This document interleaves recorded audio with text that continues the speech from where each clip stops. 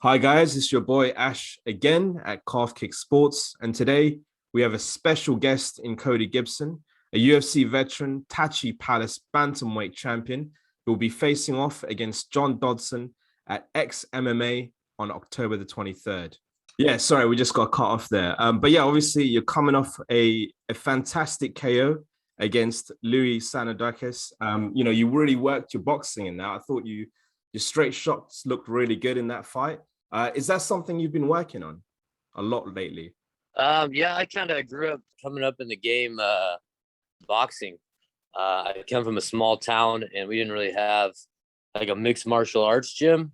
Yeah. I came up in a very traditional jiu-jitsu gym, a lot of sport competitive jiu-jitsu, gi jiu-jitsu, and so I had to kind of piece things together myself. So I found a boxing coach who was, I grew up in the Central Valley of California, which is a very agricultural rich, a lot of migrant farm workers and things like that in this area. So the boxing community with the Mexican community together, it's a pretty vibrant boxing community here.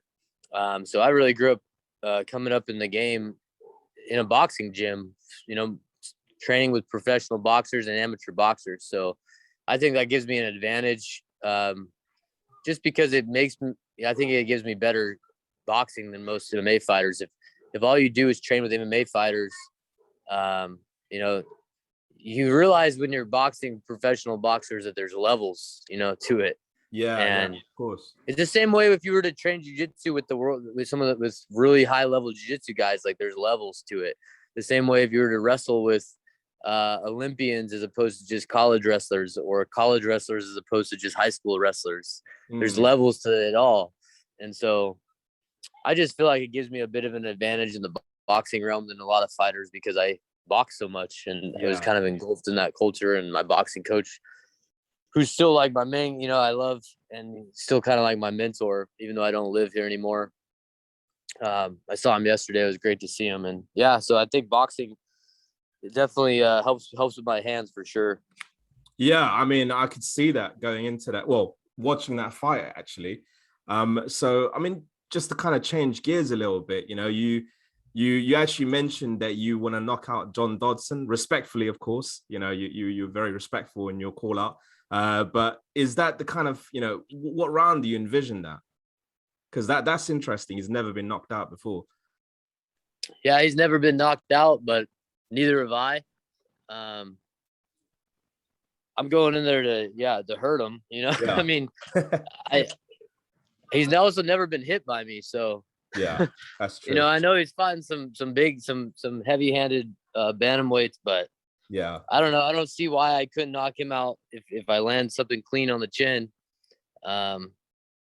Absolutely. I'm not really, I mean, I know he's got a good chin. I have a guy, I trust in my chin probably as much as he trusts in his, because no one's been able to stop us with strikes before, so I'm sure he's confident that his chin holds up the same way that I'm confident that mine does. But, everybody's got a good chin until the first time they get knocked out, That's true. Yeah. I mean, I don't know, it's very durable as well. You've never been stopped by strikes at all. And I mean, actually that durability, I mean, I saw that from even your debut. So that's an interesting one in the UFC. I saw that you debuted against Aljamain Sterling. I watched the fight. It was very competitive as well. Obviously, Alja's the champion now, air quotations. Was that something you'd want to get back in the future with Aljamain? Because that was a very good fight. Yeah, I mean, obviously that's the goal, is to get back to the UFC, and that's why I was so adamant about fighting someone like John Dodson.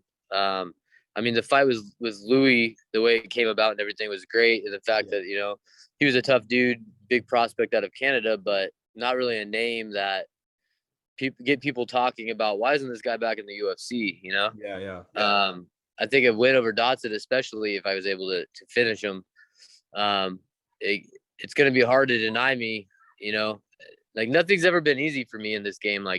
Getting to the UFC was hard. Yeah. I had lots of fights. I had lots of wins, some losses, some ups and downs. And and now getting back there isn't going to be easy either. And it hasn't been. I've been, 5-0 at bantamweight, 5-1 overall, trying to go 6-1. I had one loss at featherweight a few years ago, but I just know that it's going to take, I think beating John Dodson could beat half the roster in the UFC right now. Agreed. So if I could go out and beat him, how are you going to deny me my chance again? Definitely. I mean, he only lost to Merab Dvalishvili last year, and in my opinion, I think he got kind of harshly cut. And Merab is number 6 in the world right now, so a win over Dodson puts you right back in the picture, in my opinion. Is that is there particular matchups? So say if they come back at you and they go, look, say hypothetically speaking, you're successful against John Dodson, and they say, Cody, we want you back in the UFC. Is there anyone you see your eye on, like top 10? I've got a long history with TJ Dillashaw from back in our wrestling days. Oh, nice. And we had some heated stuff going on back before either of us were fighters. Oh, wow. Okay. So wrestled him in college and even in high school, we knew each other. So I love to fight him. I think, I actually, my Muay Thai coach uses a lot of Dwayne Ledwig stuff. So, I mean, I study a lot of that striking style and some of the ways they enter into things. And so it's not really out of disrespect. I mean, I think he's got amazing stand up. Yeah. And everything like that. But we never really saw eye to eye. So I'd love to someday, share a cage with him. I'm really want to fight the best. I think there's so many guys coming up that are really good. Just getting to that top of the food chain is got a lot of sharks in there. And I mean, if there's one, every time there's a bantamweight fight, yesterday's card, I was busy yesterday training. Yeah. But I checked out the card. I just looked at who was fighting, and I made sure last night before I went to bed to go watch all the bantamweight fights, the 2 bantamweight fights they had. One of which was against the guy, my last UFC fight, who got a performance bonus last night with a knockout. So I keep my eyes on the bantamweights for sure. And yeah, there's a lot of matchups out there that I'd love to get the Aljamain fight back. Aljamain actually came out and trained with me after we fought. He came and stayed at my house for a couple weeks, and we kind of traveled California together and hit some different gyms. And I mean, he's a good dude. I think I don't understand this kind of angle. I get it, but I don't really, as an actual human being, he's a good dude. I know he's taking this like heel angle to try to like gain fame and popularity, but he has to do that heel approach, isn't it? It brings in numbers, and if people are watching him to lose, then that's more money in his pocket. I'll do the same, to be fair. I think I would do the same. Yeah. No, yeah, I think that he didn't feel like he was ever going to get a fair shake with the brass in the UFC, so he decided, and the fans, because his style is more grappling heavy, and let's face it, there's a lot of fans that want to see blood and knockouts. Yeah, I know. Yeah. So he just took it and ran with it. So I don't really blame him for it, but I'd love to get that fight back someday. He's a really good athlete, but I still think I'm better than him. Yeah. So yeah, I mean, but I gotta beat John Dodson. I gotta. That's a task in front of me. Of course, yeah, very dangerous opponent. Now, actually, I just wanted to kind of go through. Bantamweight obviously is a shark-infested, tank right now. It's just ridiculous, like how talented Bantamweight is at the moment. Now, I know you're quite a big Bantamweight. Do you see yourself going up to featherweight, or is it just Bantamweight? Is that the division that you're most comfortable with? Yeah, I feel like, I mean, I've never missed weight. And yeah, it's a process to make the weight and make sure everything's dialed in and I don't have any issues on the scale, which I never have, but it's not because it's been easy. It's just because I'm diligent about the diet and diligent about the weight cut and making sure I hit my marks and everything's dialed in. But I don't really see myself leaving. I've fought some fights at featherweight. I fought at welterweight, lightweight. Oh, really? I fought welterweight. Yeah, I fought 170, 155, 145, and 135. And I've just taken fights at whatever weight I could find a fight at times, So But bantamweight's the weight I feel like I have the most advantages. I'm bigger than most of the guys I fight, which I prefer to be. I've always felt like because of my boxing experience, I've been able to use. Sometimes you see like tall guys, and you're like, man, that guy's really big for the weight class, but they don't really know how to use their length. Yeah. Stefan Struve is Um, a great example of that. yeah, that's a good example. Yeah. Yeah. I feel like I've over the years learned how to use my length to my advantage, and so uh, I like being the taller guy, fighting the short guys, and being able to use my weapons from a distance that they can't hit me and I can hit them. So that's the way that I plan on kind of finishing my career out for sure. Fantastic. That's great to hear. I mean, you're definitely challenging yourself at bantamweight, but you've definitely got, huge amount of potential and skills. But yeah, I mean, just kind of go into a bit like, bit of your family life, because obviously in terms of, I know you're a very busy family man. How is it juggling like a family and being a professional athlete? Is it something that you are still getting used to, or, you've got it dialed in, it's easy for you? Well, it's not just that. There's really 3 phases to my life. I work full time as a high school teacher. History teacher, isn't it, as well? Yes. Yeah, I'm a history teacher. I've been teaching for 7 years now, actually full time. Even when I was in the UFC, I was doing some substitute teaching in between the fights. And so, but yeah, it's that, and then it's training, and then it's trying to make time for my wife and my 2 daughters. And it's definitely a chaotic life. I get up at 4 a.m. and go train. Damn. And then I come, and then I train after work, and then I try to find an hour or two, whether it be in the evening or some days I go home for an hour or two, and then I go train in the afternoon to see my family. Sundays are my rest day, so I get to spend the whole day with them. But honestly, it's my wife, supporting me. Like, if she told me tomorrow, like, I was done, I can't do this anymore, it's not worth it, let's stop, then that would be the end.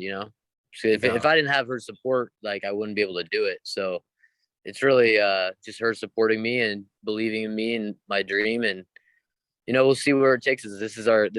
We've kind of talked about it. This is our last run. Like, let's get back to the UFC, try to make as much money as we can to put away. We moved last year during all the COVID stuff. We took off to the coast, so we live the central coast of California now, and it's expensive to be out here. And we're trying to buy a house. So I'm just like literally fighting. To me, I'll always work as a fighter because I gotta, make sure my family has food and shelter. Yeah, of course. And the life of a fighter isn't, so for me, fighting money is just putting it away to buy a house. That's literally why I'm fighting. Yeah, I mean, everyone's got different reasons, but that's more than enough, isn't it? It's a great motivational tool. So yeah, I mean, I'm gonna go back to your kind of college wrestling days. So we asked this to a lot of fighters who have, really strong wrestling pedigree. So we asked this to Ritu Fogart, I think it was yesterday. And what do you find more grueling? Do you find training in wrestling more grueling, or training specifically in MMA? Wrestling in the world, only because you think about like how to get through especially a college, but even a high school wrestling season, you're in mixed martial arts, you get to mix it up. There's a day you're out there striking, and then there's the next day you come out, you get to grapple and wrestle, and then you mix it up every day. And so the muscles that you're using and that are getting sore doing one thing, the next day you get to do something else that's using different muscles.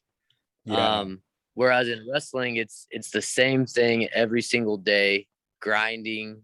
You got to make weight every single week, sometimes twice a week. Obviously, you don't cut quite as much weight as you would in a mixed martial arts because you have to weigh in so often. Yeah. But I still remember coming in on Mondays after a weekend tournament, and I'm 10 to 12 pounds over where I got to be by that Thursday, and slowly getting it down all week, and that just drains on you after 4 or 5 months of doing it. So, yeah, I think wrestling just in that nature. I mean, there's a reason why you see jiu-jitsu gyms popping up all over the world. and gaining popularity, where you've got doctors and lawyers and police officers and teachers all getting involved in this sport, and you're not seeing amateur wrestling gyms popping up all over the world, because it's hard. And Yeah, it's too hard. You're gonna get broken. People just probably give up Yeah, so after a that's month kind or two. of my take. Yeah, I think you'd have a lot of injuries and you'd have a lot of yeah, it would not be good. So definitely, I'm always been a big fan of wrestling and just a supporter of the sport, and try to be an ambassador for it and just talk about. I try to recruit high school kids all the time. Like, you think you're tough, you want to be a fighter. Well, then come wrestle.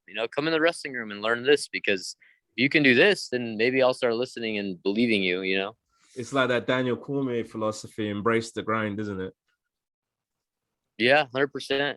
It's a tough sport, and honestly, it's that mentality sometimes comes back to bite you in the ass, because you do come from a environment where it's just go harder, just go hard, just go hard, and a lot of the newer sports science stuff about like recovery and all that kind of stuff. Like when I was coming up in this game 10 years ago, 12 years ago, no, it was go hard every day, 100%. Push the pace, push the limits every single day, no matter how you felt. And so it's taken me a lot of learning and adapting, and just a lot of education in realizing that maybe that's not always the best way to approach training.